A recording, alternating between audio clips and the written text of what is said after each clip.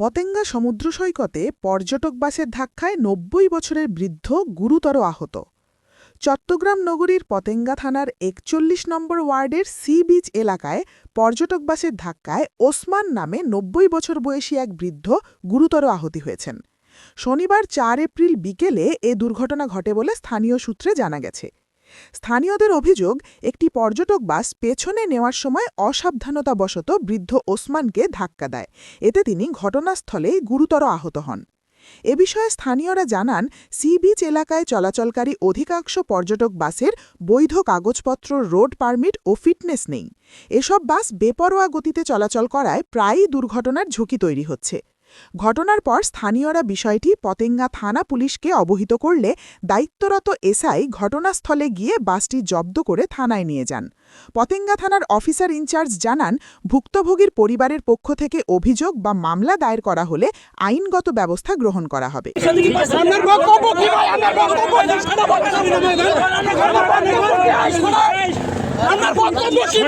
আমি আপনাকে কি বলেছি?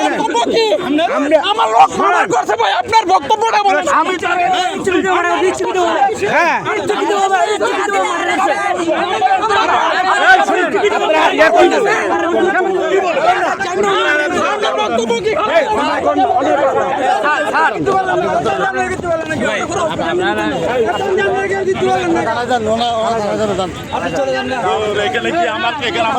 ওনার কিছু আছে,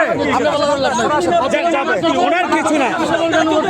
শোনেন, ওনাকে আমি নিজে সহকারে সিএনজি ভাড়া করে আমি উঠিয়ে দিয়েছি। আমি উনি পরে শুনেন হবে ভাই।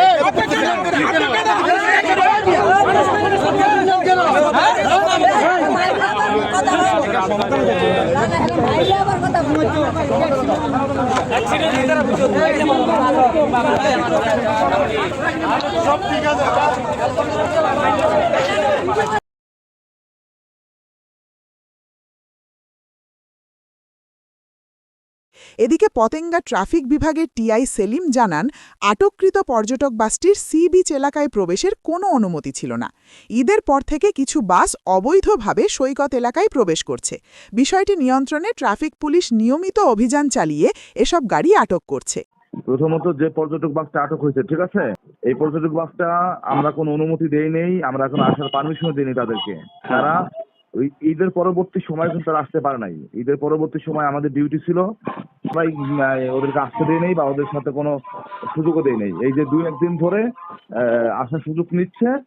আমি এটা আজকে চোখে পড়ছে, আমি আজকে আটক করেছি। এই গাড়ি কিন্তু সার্জেন্টে আমি আটক করাইছি। এটা কিন্তু আমরা অবগত ছিলাম না, এটা চুরি করে আসছে। তো তারা ওই যে কিছু কাগজপত্র দেখায় জেলা প্রশাসকের যে তাদের অনুমতি আছে, তারা এখানে আসতে পারবে। সেই ক্ষেত্রে জেলা প্রশাসক পারমিশন দিলে আমাদের কিছু করার থাকে না, বুঝছেন।